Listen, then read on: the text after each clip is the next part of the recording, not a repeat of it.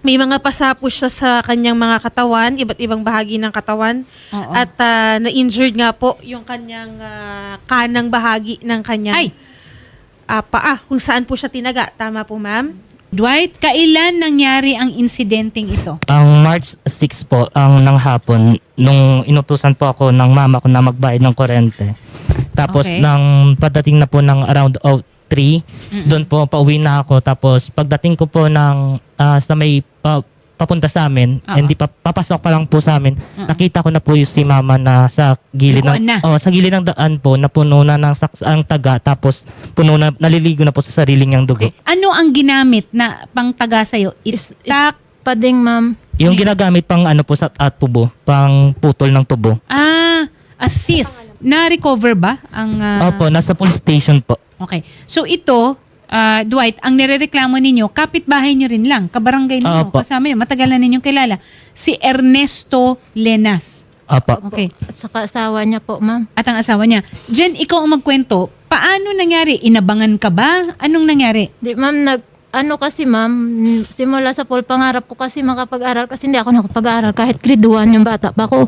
Ngayon, nung ng taon, sabi ako sa asawa ko at saka sa mga anak ko, ako naman mag-aral, grade 1. Nag-ALS ako, ma'am. Tapos tumawag sa akin yung teacher namin na kung pwede hiramin namin yung barangay hall na maglaro kami doon ng volleyball, mag-practice. Pagdating ko sa bahay, nandun yung mga kaklase ko na niyayaya ako punta na doon sa school namin. Naglalakad kami, ma'am. Paglakad namin, alas 3 yun. Sandi, ano itong mga kaklase mo? Grade 1? Hindi, mama, ALS din, ma'am. ALS. ALS is Alternative Learning Learning System. Opo, Oo. ma'am. So, mga ano na ito? Mga may edad na ito? Opo, ma'am. Tapos naglalakad kami, nagkikwentuhan kami, ang saya pa namin. Nung paglingon ko, ma'am, babanggain ako ng tricycle, dalawa silang mag-asawa. Walang provocation? Wala, Basta ma'am. binangga ka? Babanggain ako, tapos nakalingon ako, sumigaw ako. Sabi ko, kakain ka talaga. Sabi niya, oo, kakainin ka namin. Sabi nga ganun. Tapos, dumiritso, pumunta doon, huminarang yung tricycle sa gitna. At saka, doon sila. So maraming nakakita nitong insidenteng ito kasi nangyari ito sa Barangay Santo Rosario, ma'am. Santo Rosario, Binalbagan, Negros Occidental. So maraming nakawitness nito. Yun nga po, yung una talagang nakawitness, yung mga kaklase lang ni mama. Tapos yung iba, mga batang maliliit, minor de edad pa po. Okay. Tapos, nung nangyari yon, doon ka rin na hinabol ka nung... Hindi, ma'am, bali huminto sa harap namin, sa daanan namin. Yung tricycle, sa gitna inilagay. Okay. Kumuha ako ng bato, ma'am. Binato ko yung tricycle para aalis, Para ma'am. malis. Anong dahilan kung bakit sila galit sa'yo? Bali, February 19, ma'am, yung may nagkwento sa akin, kasi may alita na kami matagal na, ma'am, yung sa audit pa. Sa audit, kasi hindi kami siya, taglista yan siya ng kung sino yung totally damage. Hindi kami, ma'am, sinali. So may hugot ito. Oo, ma'am. So, ano ba ang posisyon? Ano ba itong si Ernesto Linas at si Rodelita Linas sa barangay ninyo? May mga tanod ba ito sila? Official ba ito sila? Si Goldelita po, isang BHW po sa barangay po. Goldelita? Goldelita po. Siya Yung babae po. yung babae. Yung Okay. asawa. BHW. Apa. Barangay Health Worker. Si Ernesto, ano? Ang nagtitinda lang po siya. So, may alitan kayo? Oo, ma'am. Tapos, Bali, nung February na yan, may nagsabi sa akin na ano daw katungkulan ko sa barangay. Nagpunta ako sa kanila, pero hindi naman sa loob ng bahay nila. Kinumpront truck ako siya, parang sinabihan ko kung bakit pinapakialaman ako. Tapos yung lalaki, hindi ko alam, nandyan pala sa likod ko, inapak-apakan ako at saka yung nasa picture, ma'am. so hindi ito ang unang insidente? Hindi, Opo, ma'am. Hindi po. So, hindi ito ang unang insidente? Yung una pong insidente is binugbog po si mama, nilang dalawa po. Mag-asawa rin po. February ito? Opo. 19, ma'am. Okay. Tapos, yung incidenteng yun ay naipablatter ba natin? Oh, ma'am. Opo, naka-medical Naka-medical din Naka-medical ako, ka rin ma'am. nun. Nagsampa ka ba ng kaso? Kahit sa barangay man lang? Hindi po kasi nung gabi, ako na nasinaktan, kinabukasan, ako pa pinabarangay nila, hindi ako humarap. Siyempre, ma'am, nung gabi na yun, pasa-pasa ako Okay, eh. hindi pa kaya. Oo. Okay. Oo. Tapos hindi ako nagpunta sa barangay, ma'am. Pumunta ako ng doktor at saka nagpa-blatter at saka Okay. nagreklamo ako sa barangay na nireklamo ko sila. So, yan ang una. Oh, ma'am, sabi Okay. ng sekretary, tawagin lang daw kami pag may bakante na sikap. Hanggang na pumunta kami ng live-in partner ko dito sa Maynila, may inasikaso kami dito. Umuwi kami nung March 5. Nung February 5, nag-usap pa kami ng kagawad, ng kapitan. Nagtanong ako kung kailan kami paharapin. Oh. Kasi patawarin ko na lang sila. Ayaw ko na ng gulo. Okay. Oh. Dumating yung pagkalunes, yun na nangyari sa akin. Tinaganin nila ako. Sus Maria. Oh, itong pangalawang insidente, I am assuming na na-blatter din ito. Oo, ma'am. Opo. Bali, 3 bisis ako inoperahan. Okay. At saka, ma'am, yung sa akin ngayon, tutuluyan ako. Tapos, yung pa niya, ma'am, Tinatakot kayo. oo, ma'am, na ganun daw. Hindi daw ako nagsampa ng kaso Tapos kasi... sinisiraan po kami na pinapalabas na hindi kami nagsampa ng kaso kasi gusto namin gumanti. Magandang hapon po, Major Babor. Yes po, ma'am. Si Marilyn Jen po, siya po yung merong reklamo na tinaga po siya ng isa sa mga bahay nila o kabarangay nila.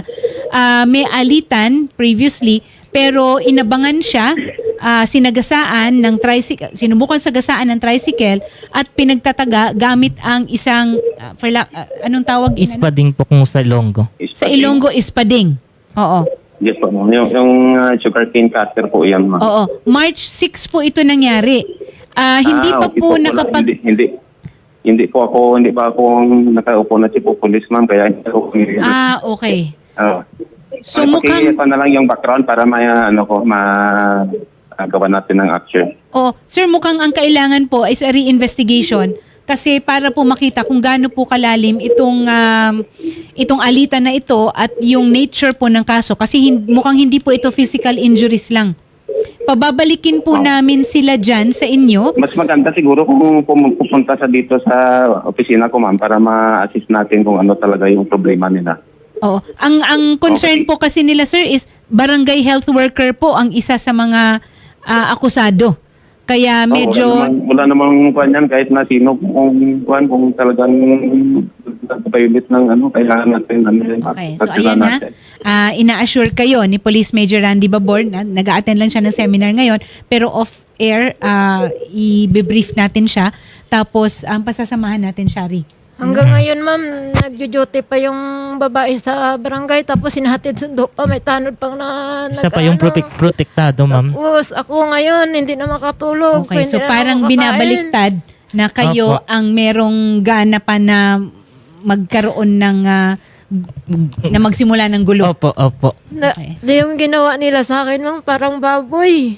Tingnan mo, wala na akong kamay, hindi na ako makahanap buhay. Hindi ko naranasan noon, ma'am, kasi naglalako ako ng mais, hindi ko naranasan na hindi nakakain. Ngayon, ma'am, yung panes, hugasan, iinitil para lang makain ko at saka makainom ako ng gamot, ma'am.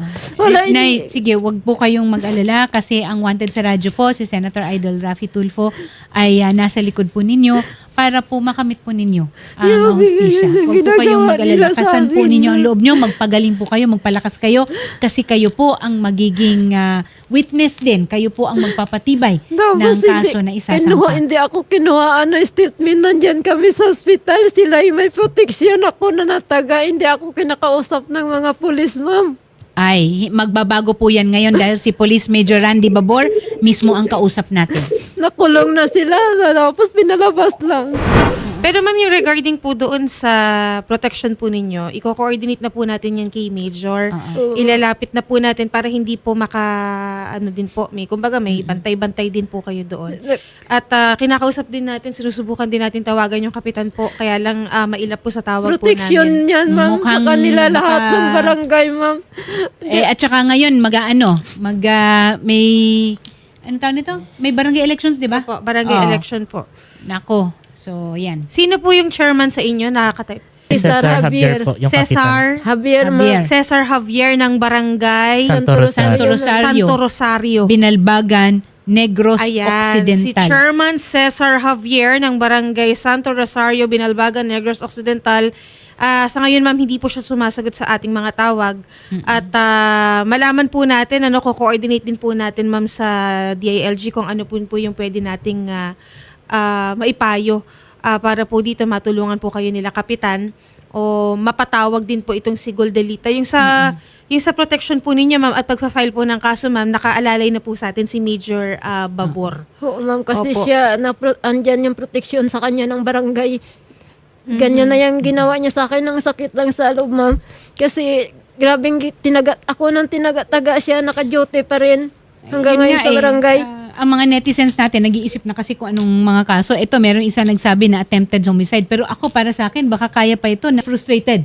Kasi, hindi ka naman magdadala ng, Opo. ng, Hindi mo intention talaga, Oo. attorney. Tapos inabangan, sinagasaan. So with intent. Yun kasi yung Attempted ano dun eh. homicide. Opo. So ito po But si anyway, Ernesto again, Dinas. depende yan sa magiging yung lalabas ng mga pruweba. Ang kailangan po natin ngayon ay makausap rin natin yung mga naka-witness. Opo. Handa naman sila na tumayo Opo. para magsabi kung ano yung nakita nila. Huwag na natin idama yung mga bata. Yun na lang mga Yung nakakatanda. classmate na lang po ni ma'am. Ma'am Goldelita, inirereklamo po kayo ni Merilejen Serbando tungkol po dun sa nangyari na pananaga. And in the interest po na kailangan natin malaman rin kung ano po ang panig naman ninyo. Ano po ba itong insidenteng ito? Ito mamang ang dahilan. Isa po akong beach labulo ng Barangay Santo Rosario. Di ba ma'am, mayroon tayong ng Odette nga nangyari. Yung Odette na nangyari, may mga guidelines na kung sino ang dapat madala sa Odette financial. Malista. Bali yung tag 10,000 na ipangbigay sa mga bahay na talanta ng bagyo. Pero yung insidente, nandoon ba kayo nung nagkaroon ng pananaga, yung pagsagasa ng Hindi siya ma'am dala sa Odette. Kasi yung bahay, hindi naman ma'am nasalanta ng bagyo ma'am. Ang okay ma'am ang iya bahay ma'am. Tapos yung gina-insist siya ma'am, yung kamalig na wala naman ma'am ng kubo ma'am, na wala naman ma'am nakatira doon ma'am. Okay. Tapos ma'am, nagreklamo siya dito sa aming barangay. Okay. Tapos nagtubangay kami ma'am sa barangay. Okay. Tapos May ginawa bang pisikal na pag sa'yo, ng pananakit sa'yo, itong pamilyang Serbando? sa ulihin na lang ma'am. Wala. Ang ulihin na yan na ma'am nangyari. Anong sa ulihi? Tapos, Huli na daw nangyari yung pananakit daw. O hindi, Opo. sila ba? Sinaktan ka ba nila? May ginawa ba sila sa'yo? meron ma'am. Hindi ma'am, kami ma'am, yung hanap buhay namin, nagtitinda kami ng mga toys. Tapos, nung nangyari ma'am, pumunta doon sila sa bahay namin na hindi kami nandun ma'am, yung anak namin. Tapos, ang yung tawag sa Tagalog, yung ginubat nila ma'am yung aming bahay. Na ang Sinira anak ko, nila ang bahay Hindi, niyo? sinulong daw. Sinulong. Sinulong daw nila kami sa bahay. Gisong. Sabi ni Saya pa, gisong. Oh. Oh. Pero ma'am, wala kami nandun. Ang anak ko lang ma'am, 13 years old. Tapos takot na takot yung anak namin ma'am. May dala ba sila, may mga kasama ba sila? Nanira ba sila ng gamit? Siya lang ma'am. Siya lang mag-isa. May dala siyang kutsilyo. Tapos ma'am, naka-timing na time ng pag-uwi namon, gabi na, nasalubong siya namin sa daanan na malapit sa aming bahay. Tapos po ma'am,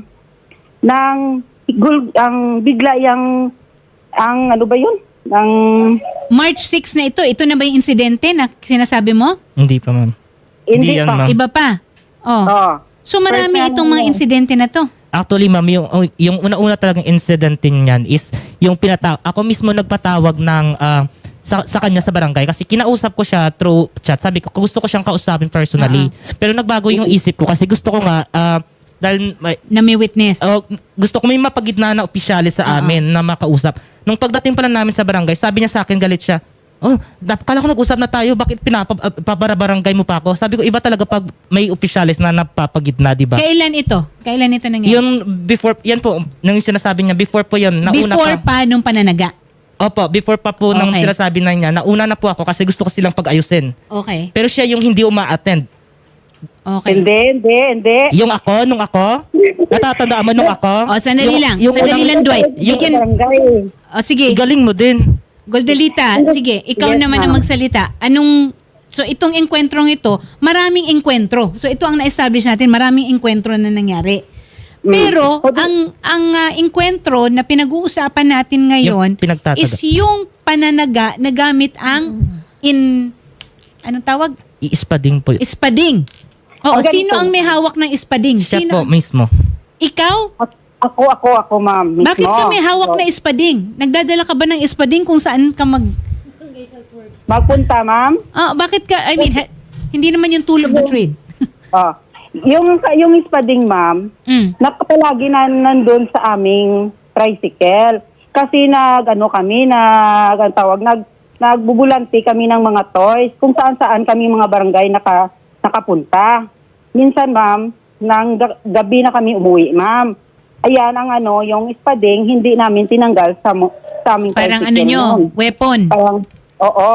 Kaya kung kaisa, Pangdepensa. ma'am, minsan, ma'am, magpunta kami sa may mga barangay, maghingi kami sa mga barangay sa barangay kapitan kung saan kami ipwisto. Minsan, ma'am, doon kami, ma'am, Okay. tinuturo nila, ma'am, sa maraming damo, ma'am. Okay. Pero itong kaganapan na ito, nung March 6, wala itong provocation. Hindi kayo nagharap. Basta naabutan nyo lang sila sa karsada. Hindi, ma'am. Ang before ma'am, nga nangyari yun, ma'am, Mm. tinatawag namin siya, ma'am, sa barangay, ma'am. Hindi, gusto namin, ma'am, O kailan pinatawag? Kailan? March Nandun 6 yung nung insidente. record March 6 yung insidente. Ini-establish ko lang yung timeline. March 6 ang insidente. Kailan nyo pinatawag? Yung ano, dito, ma'am, sa aming barangay, ma'am, may record yung dito, sinaktan ma'am. ako ng asawa niya. Nakalimutan ko lang, basta may record dito, ma'am, sa barangay. February. Oh, ma'am, yung sinaktan ako ng asawa niya nung gabi, nung kinabukasan, ako na nasaktan, ako pa pinabarangay nila, kaya hindi ako marap. Nagpunta ako sa sa police, nagpa-blatter ako at saka nagpa-doktor ako. Okay. Shari, ito mukhang malalim ang sigalot na ito, no? At saka delikado kasi nasa isang barangay lang kayo. Goldelita, ito ang sa atin lang is you are a barangay health worker, ha? Opo, ma'am. Paalala lang na isip isang public servant, no? Huwag nating ilagay sa kamay natin ang batas. O kung Tama po yun, ano, no? ano Tama man po na yun. I mean, kasi may nangyari, hindi naman natin maipagkakaila, 'di ba? Na may nangyari. Ikaw ba, Marilyn Jen, ay may hawak na kahit na anong pwedeng gamitin na pananakit sa tao nung araw na yon o nung gabing yon, nung March 6? Wala, ma'am. Wala. Wala. Hindi. Okay. Tumatawa si Goldelita. Goldelita, bakit ka tumatawa?